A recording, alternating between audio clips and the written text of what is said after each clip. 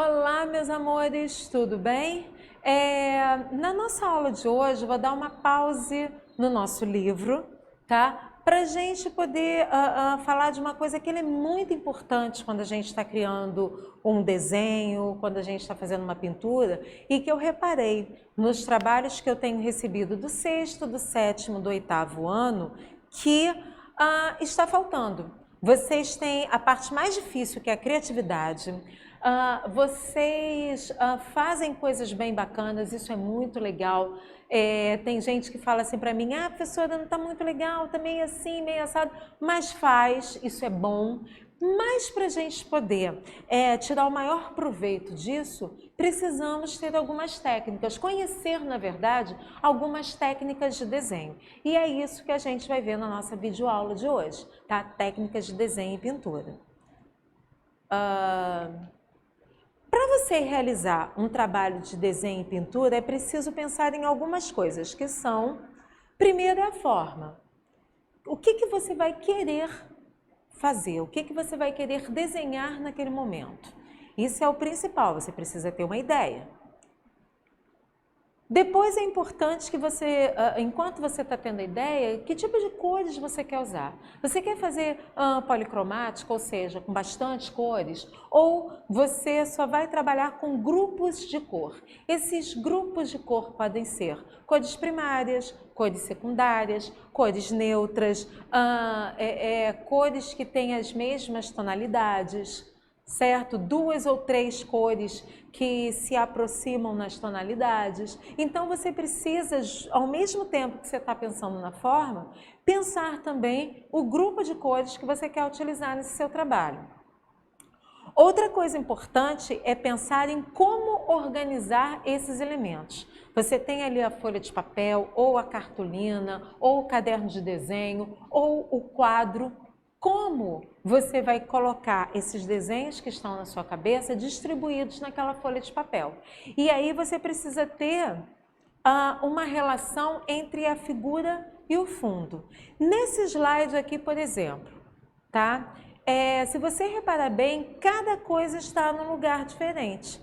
Cada coisa ocupa um pedaço dessa tela de vocês. Você tem o A do colégio de aplicação, você tem as informações sobre o trabalho e você tem a minha linda pessoa aqui também, certo? Agora imagine se eu fosse para cá. Imagine se esse A, né, do colégio de aplicação também viesse para cá. Ia ficar um canto vazio e não ia ser legal, certo? Então de repente, o artista ele até pode criar dessa forma, como a gente vai ver daqui a pouco, mas é pensado. Não é feito de qualquer maneira porque ele está com preguiça de preencher o resto. Perceberam a diferença? Bom, aqui eu trouxe 3 exemplos diferentes para vocês verem, certo? Então, nesse primeiro exemplo, você tem, galera do 9º ano, a gente vai fazer isso esse ano, tá? Que é um trabalho de op art. Né? Essa ideia, essa sensação de que esse buraco vai para além da folha de papel. Se você parar para pensar, isso é um desenho e uma pintura feita num pedaço de papel. Mas como ele fez esse efeito? Foi todo um conjunto de cor, ele usou 2 cores básicas, né? 2 cores neutras, que foi o preto e o branco, e a forma circular, pintou cada quadrado de uma vez só, né? Fez esse quadrado em desenhos, em tamanhos diferentes, né? Os quadrados, eita, aqui ó, os quadrados, como eu faço um círculo aqui espelhado.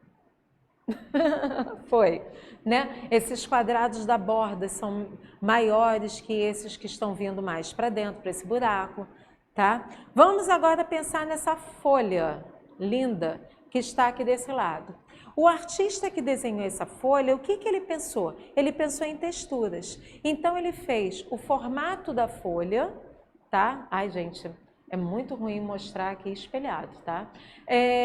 Ele fez o formato da folha e a cada espaço dessa folha, ele foi preenchendo com linhas em direções diferentes. Então, isso aí tá essa folha está super básica, tá? Uma folha dividida em linhas em formatos diferentes, linhas curvas. Ele fez até algumas linhas na vertical, e na horizontal, mas dando a ideia, essa linha não está completamente reta, nem na horizontal e nem reta na vertical, tá? Você vê, se repara bem, tem uma leve inclinação que é para acompanhar o movimento, né, da folha. E nesse terceiro exemplo, nós também temos um trabalho de textura, mas ao contrário do exemplo 1 e do exemplo 2, você tem um grupo de cores aqui. E o que a gente percebe? Ele utiliza, né, o fundo neutro, a cor preta, ele utiliza o marrom, né, que é uma tonalidade do vermelho. Se eu misturo vermelho com preto, eu tenho marrom para poder criar essa mesa. Ele faz um jogo de azuis e roxo no jarro para poder fazer o efeito de luz e sombra. E você tem a travessa num rosa, né, meio roxo, né, ele vai misturando, né, um rosa claro com rosa escuro, e o verde para formar as frutas. Mas você está reparando que cada coisa em seu lugar, ocupando todo o espaço do desenho, né, da folha de papel, e o preenchimento, ele não fez como na figura 1, por exemplo, que ele foi preenchendo coisa quadrado por quadrado com a cor. Né? Ele preencheu a cor de uma maneira texturizada, ou seja, fazendo esse monte de jogo da velha grudadinho um no outro. Tá? Aqui nós temos mais 3 exemplos mais complexos, né? Então aqui eu tenho esse retrato desse lobo, o mesmo lobo utilizando cores quentes, né? O que ele coloca o amarelo, ele coloca o vermelho, ele coloca o laranja, coloca o rosa, que é uma variação do vermelho. Tá? E o rosa nessa imagem ela acaba sendo uma cor quente, certo? E o branco e o preto para dar o contraste. No outro lobo, ele vai utilizar as cores frias, que são os verdes, os azuis e as variações de roxo barra lilás. Tá? Na parte de baixo, ele também cria uma paisagem utilizando apenas tonalidades cores frias. Né? E do lado ele vai criar um desenho usando apenas o grafite do lápis e diferentes tipos de lápis de desenho. Tá? Aqui você observa o 2B, o 4B, o 6B, o 8B, para poder fazer esse desenho. Você pode pintar sim um desenho em preto e branco. Muitos alunos falam assim, professora, eu não gosto da cor. Primeiro, a cor ela é legal você tomar intimidade, criar intimidade com a cor. Passa a observar as cores que tem ao seu redor, que isso é um exercício bem bacana para você criar intimidade com a cor e perder o medo dela. Mas, se nesse primeiro momento você se sente mais seguro num desenho em preto e branco, beleza, tudo bem. Mas você pode explorar as possibilidades de cinzas que você tem entre o preto e o branco, certo? Como esse caso desse desenho aí, desse personagem que nós estamos vendo. Durante a história da arte, a cor e a forma e o preenchimento, né, desse espaço na tela, na folha de papel, e como colocar essa ideia que está na cabeça ali do artista para fora, sempre foi um grande desafio. Tá? Com o advento da máquina fotográfica, o nono ano está sabendo bem disso, né? No ano Vanguardas Artísticas, nós começamos a ter um movimento chamado impressionismo, onde os artistas começaram a dar impressão da realidade. Então aqui nessa paisagem de Monet, por exemplo, se você chegar bem pertinho dela, você vai ver que a maneira que ele preencheu esses espaços foi com pinceladas bem curtas e bem rápidas e misturando cores. Se você olhar essa grama, por exemplo, dessa montanha, aí você vai reparar vários tipos de verdes, de marrons, de vermelhos, de laranjas, certo? Para poder criar esse efeito de que essa grama está se mexendo, tem vida.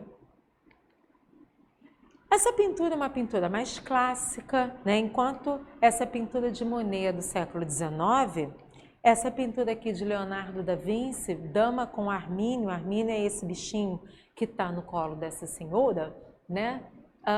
É uma pintura do século XVI. Então as técnicas já mudaram completamente. Nessa época, século XVI, mas eles nem faziam ideia que um belo dia teria uma máquina fotográfica, tá? Para poder captar a realidade. Então, qual era o grande desafio? Era você captar a realidade exatamente do jeito que você está vendo. Então, nessa pintura de Da Vinci, por exemplo, nós reparamos, né, que a perfeição desta mulher, né, a perfeição de olhos, detalhezinho do nariz, a boquinha, a delicadeza da mão, esse bichinho, ela fazendo esse carinho, parece que a gente está, né, sentindo esse carinho que ela está fazendo nesse bichinho. E reparem bem a relação figura-fundo. Né, o que ele faz? Ele pinta o fundo de uma cor só. Tá? Olha essa aqui completamente diferente, né? Uma paisagem, só que a pessoa que fez esse desenho utilizou linhas para preencher o seu espaço.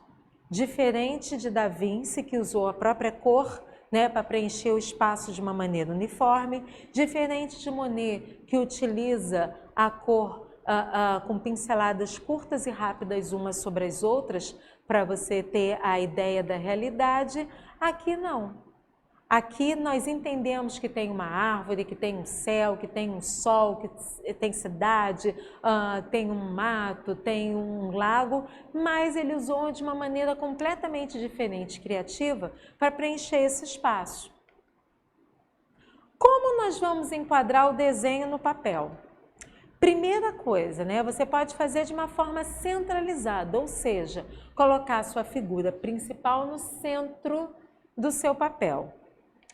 Você também pode criar a imagem em diagonal. Você divide, né, a sua tela na diagonal e preenche na parte de cima com algumas imagens e na parte de baixo com outras imagens. Você pode também ocupar o espaço todo, como exatamente nessa tela que você está me vendo aqui nesse momento, tá? Aqui, nessa pintura de Sandro Botticelli, O Nascimento da Vênus, ele faz centralizado. Então, a Vênus é a personagem principal, ela está no centro do espaço dele, né? Aqui no centro dessa pintura dele.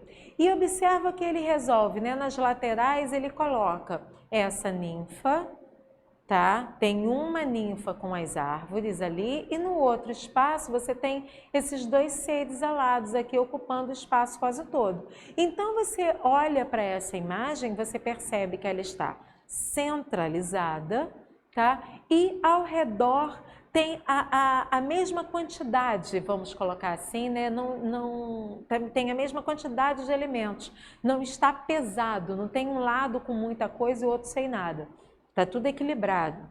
Claro, como qualquer pintura renascentista, né? O equilíbrio, a proporção eram elementos fundamentais para a criação de uma pintura renascentista. Aqui nós temos uma pintura barroca. Aí, 7º ano, né? De Caravaggio, a Cabeça de Golias. Se a gente reparar bem, vamos ver se eu consigo fazer isso aqui na diagonal. Essa figura aqui, ela está cortada na diagonal, tá? Então, na parte de cima, você tem a cabeça de Davi, né, e os braços de Davi, e aqui, né, nessa parte aqui, se a gente cortar a tela na diagonal, você tem uma parte da cabeça de Golias, e na parte de baixo você tem, né, o corpo de Davi e uma parte da cabeça de Golias. Se você reparar bem, essa figura ela não está no meio, Davi não está no meio do quadro, tá? Ele está um pouquinho para aqui, mais centralizado para a minha esquerda, certo? Ele não está totalmente centralizada igual a de Botticelli que nós vimos. Uma maneira diferente de preencher o espaço. Temos aqui duas pinturas de Juan Miró, artista espanhol, tá? Do surrealismo. Ó, nono ano, de novo pensando em vocês, ó, delícia. Então, o que nós temos aqui? Nós temos preenchimento do espaço inteiro. Né? Miró pensou nessas figuras, algumas a gente consegue identificar como a estrela, o olho, o coração, a lua, e outras não. Por quê? Era uma característica do Miró, misturar o figurativo e o abstrato. E ele vai colocando essas imagens espalhadas, né, nessa primeira pintura que nós estamos vendo, elas estão espalhadas pelo quadro de uma maneira equilibrada. Não tem nenhuma parte que tem muita e outra que tem pouca. Até no centro do quadro, aqui ó, no centro do quadro, se você observar bem, essa parte do centro parece que tem menos elementos, mas esse olho grande que está pintado nessa parte, ele ocupa esse espaço de uma maneira a equilibrar o restante. Nessa nossa segunda imagem aqui, você tem duas imagens ocupando uma linha vertical, tá? Aqui. Tá? Então, aqui Miró organizou essa pintura a partir de duas linhas verticais. Olha de quantas formas diferentes você pode organizar a sua pintura. Isso são só ideias. Aqui o grafite. Né? Se você olha o grafite, a ideia, a primeiro momento, para quem não entende muito de grafite, acha que está tudo meio bagunçado. Mas se você observar bem, analisar bem, não é essa a impressão que parece. Você tem realmente muitas informações, ou seja, muitas imagens. Mas se você reparar bem, vamos analisar essa primeira parte aqui, tá? O lado bom. Se você observar bem, se você dividir esse espaço aqui do lado bom, você está vendo o lado bom está centralizado, você tem esses balões, né? Onde está escrito esse lado bom de uma maneira organizada, você tem uma cor de fundo que é o azul, que é uma cor neutra, que não vai chocar com o vermelho que está ao redor, certo? Se você for para esse outro lado aqui da paz, você vai ver que cada coisinha está, cada elemento está no seu lugar pré-determinado. E ele cria uma única linguagem, que é essa nuvem, para colocar, para arrumar esses elementos, certo? Agora que eu expliquei, parece que está tão desorganizado assim, né? A gente já começa a entender melhor e a ler imagens, porque imagens, galera, eu sempre falo isso para vocês em sala, imagens é texto para ser lido, certo? Romero Brito, que é um artista recifense, né, brasileiro, Romero trabalha muito com a sobreposição de texturas. O que é texturas? São esses rabisquinhos que ele vai fazendo, preenchendo os espaços. E cor. Se você olha também, você acha que está desorganizado, mas não. Ele vai organizando as cores, colocando as cores, por exemplo, o amarelo mais azul dá o verde. Então, ele vai botar o verde sempre mais próximo do amarelo e o azul. O verde é a cor complementar, né, do vermelho. Então, ele vai também, você observa, o verde ao lado do vermelho. O rosa é uma variação do vermelho. Então, esse verde vai estar perto dessa variação do vermelho que é o rosa. Então, tudo na obra de Romero de Brito, as cores do Romero de Brito, elas não estão simplesmente largadas, jogadas de qualquer maneira. Tem todo um raciocínio por trás dela para que esse preenchimento não fique com essa cara de excesso, né, de muita coisa. E vocês repararam que aqui, nesse desenho, ele vai preenchendo o espaço todo, ele centraliza esse coração, ele coloca, né, a menina e o menino equilibrando essa figura, mas o fundo ele vai preenchendo com pequenos pedaços coloridos e texturizados. No nosso exercício, né, o que vocês vão fazer? Vocês vão fazer um desenho executando as técnicas de pintura que já eu já vou fazer um vídeo mostrando para vocês como fazer essa execução no papel, tá? Esse trabalho vai ser feito no seu caderno de desenho e ao enviar para mim, vocês, por favor, não esqueçam de colocar o nome de vocês, tá? O enunciado da questão e seu nome e sua turma, pelo amor de Deus, tá certo? Vamos ver agora como preencher esse espaço de papel com desenho, com pintura. Vamos lá. Então, vamos lá ver como preencher uma folha de papel? O que eu observo vocês fazendo?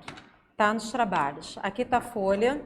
Aí vocês ou colocam um desenho pequenininho aqui e fica esse monte de espaço vazio, ou vocês colocam os desenhos num cantinho da folha e fica um monte de espaços vazios. Então, a partir de hoje, né, vocês não vão fazer mais isso para a professorinha, por favor, tá? Por quê? Porque vocês já vão saber como preencher esse espaço de papel, olha que legal, certo? Então, aquilo que a gente falou no início da videoaula. Primeiro, você tem que ter uma ideia, óbvio, né? E saber já ir pensando como você vai preencher esse espaço, tá? Eu vou fazer aqui uma paisagem, vou fazer uma coisa super, hiper, mega básica só para vocês terem ideia. Lembra das formas de colocar a imagem no papel, que pode ser centralizada, pode ser ocupando o espaço todo, pode ser na diagonal? Eu vou fazer ocupando o espaço todo, certo? Uma coisa muito importante que quando a gente está começando a desenhar, a gente precisa definir, no meu caso, né? Vou fazer aqui uma paisagem, eu tenho a linha do horizonte. Então, a primeira coisa que eu vou fazer aqui está a minha folha de papel, eu vou definir, né, um espaço, um limite entre aquilo que eu vou chamar de céu e aquilo que eu vou chamar de terra, tá certo? Então pode ser mais para cima, mais para baixo. Eu coloquei aqui, não sei, acho que vocês não estão vendo, vou fazer só mais forte. Certo? Beleza. Então a partir desse momento eu vou começar a definir o que eu quero aonde. Tá? Aqui no centro eu vou fazer um barco.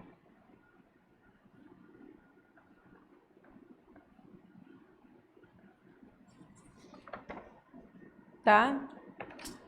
Vou fazer outros barcos menores. Se eles são menores, é lógico que o tamanho deles vai diminuir com relação a esse que está na minha frente. Fazer um outro lá atrás, bem pequenininho. Tá? Então, coloquei aqui os elementos. Show! Aí, vou fazer uns prédios aqui atrás. Como o prédio, cada um é num tamanho diferente,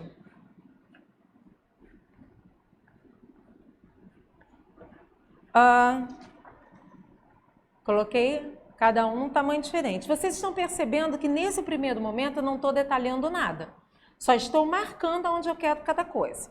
Show de bola. Vou fazer um solzinho bem pequenininho aqui. Tá? E como esses barcos estão na água, eu vou fazer, lógico, um desenho de água por aqui. Certo? Então aqui o que eu fiz? Eu marquei o que eu quero em cada canto. Beleza. Aí agora eu vou caprichar. Tá? Só vamos ver se eu vou pagar mico com essas canetinhas falhando, gente. Até que não tá, não. Tá? Para não demorar muito, vou fazer esse barco todos vermelho. Tá? Então aqui, olha, já fiz o barco melhor. Aí eu posso enfeitar. Por quê? Porque eu já sei o que eu quero em cada lugar.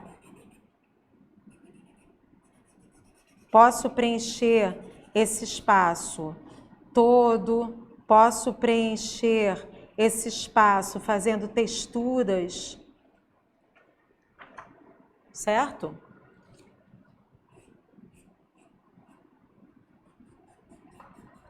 Aqui, ó.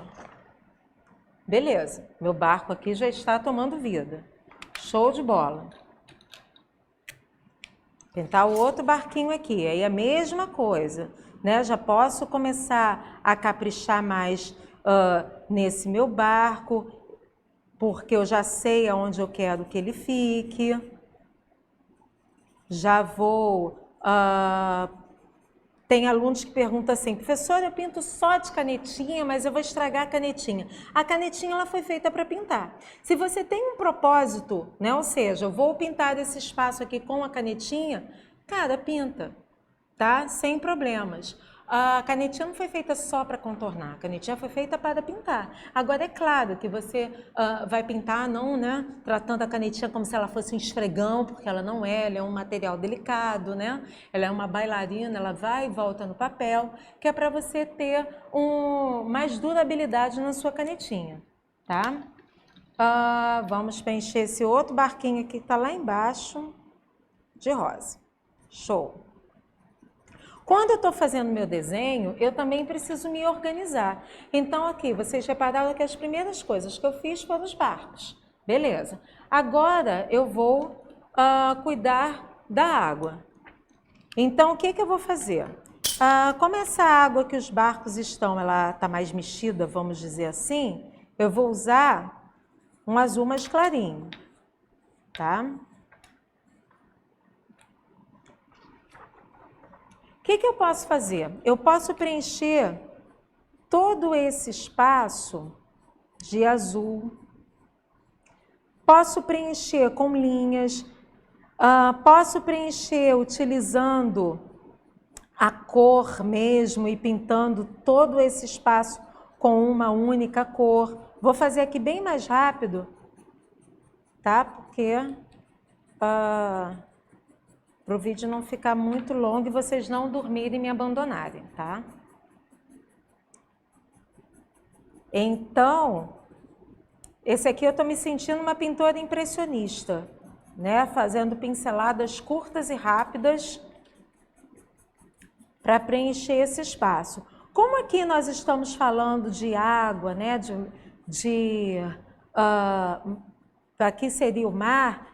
Então, seria legal a gente não preencher isso aqui com linhas retas, né? Que essas linhas também tivessem um movimento.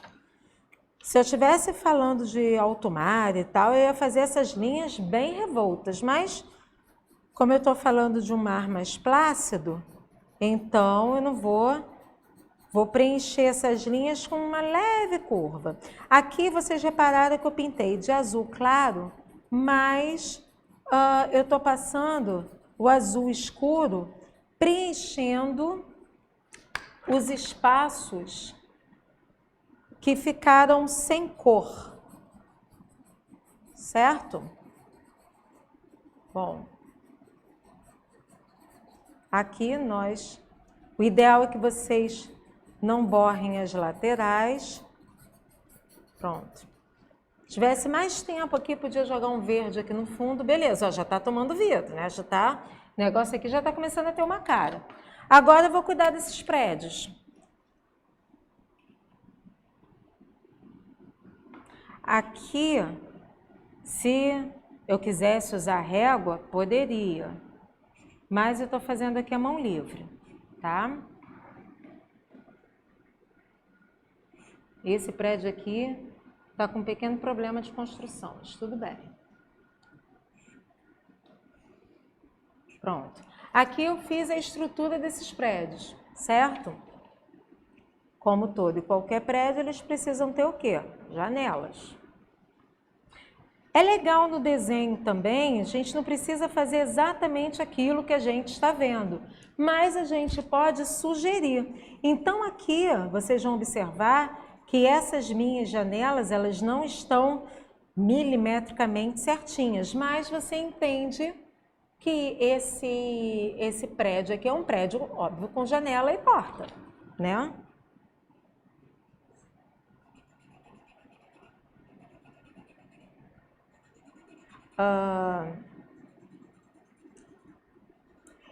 Então, só para recapitular, primeiro tive uma ideia, quis fazer um cenário de uma paisagem urbana. Depois, procurei ver como distribuir esses elementos no papel. Show de bola. Depois eu comecei a fazer minha execução. Primeiro marquei os lugares da onde eu queria cada coisa e depois eu comecei a dar vida a essas coisas nos lugares que eu queria. Tá? E, professora, mas isso é muito difícil. Gente, é difícil com tudo que a gente está fazendo de início, está fazendo pelas primeiras vezes. Tá? Quando você estava aprendendo a andar, você caiu um bocado antes de andar certinho, não foi? Estava aprendendo a falar, você falou um bocado errado antes de falar tudo certinho. Aprendendo a escrever, você escreveu um bocado errado antes de aprender a escrever certo. Mesma coisa o desenho é prática. Tá? Agora nessa quarentena que você está aí, né? Em casa, naqueles momentos que você achar que está sozinho, sem nada para fazer, uma boa ideia é pegar uma folha de papel e ir rabiscando.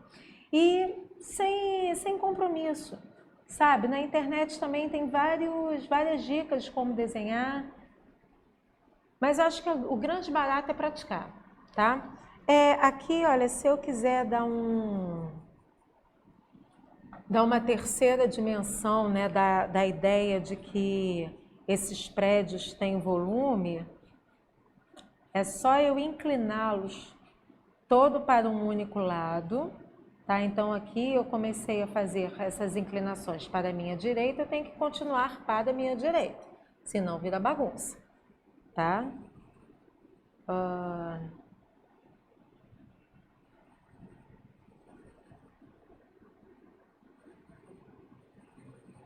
Dando aqui uma cor para diferenciar essas minhas dimensões aqui dos prédios, certo? Posso pintar cada prédio de uma cor diferente, tá? Vou usar aquela técnica que a gente viu, que parece um jogo da velha. Só que essa técnica do jogo da velha, se você fizer de qualquer maneira, vai parecer que você rabiscou tudo e fez um trabalho de qualquer jeito, tá? Aqui, ó, vou mostrar, chegar perto aqui para mostrar para vocês. Tá aqui, olha, esse jogo da velha, tá? Mas, quando você chega de longe, a sensação que você tem é que foi todo o espaço preenchido.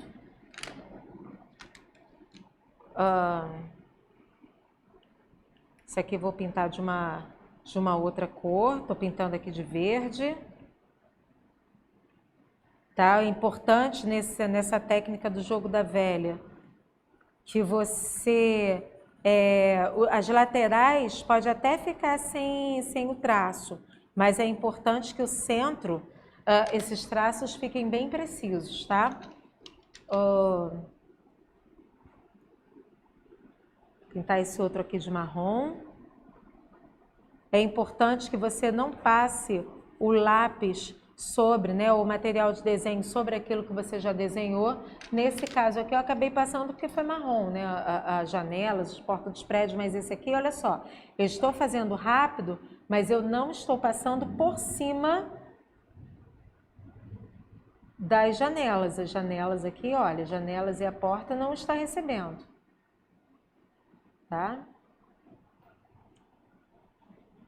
Aí aqui eu cruzo.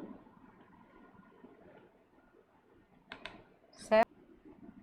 Então, ó, já dei uma aceleradinha aqui para vocês. Olha, os prédios todos pintados, né? Agora eu tô pintando aqui o céu, tá?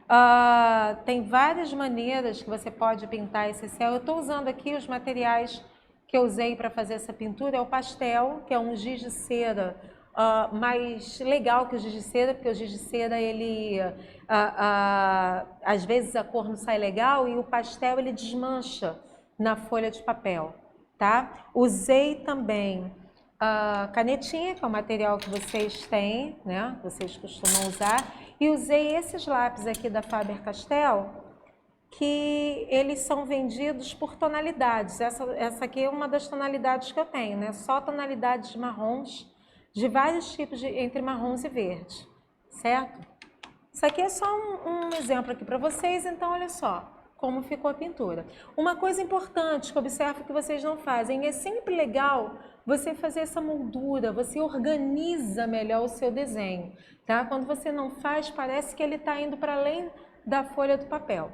Então agora que vocês já sabem, né, como se organizar na folha de papel, toda vez que eu pedir um desenho para vocês fazerem, eu vou estar observando essas regrinhas, tá bom? Por quê? Porque eu sou chata? Não, porque eu quero que vocês façam o melhor desenho do mundo. E para fazer o melhor desenho do mundo, além de ter que praticar, não tem outro jeito, é saber dominar as técnicas, tá bom? Qualquer dúvida, vocês podem me perguntar lá no Clesep e beijos!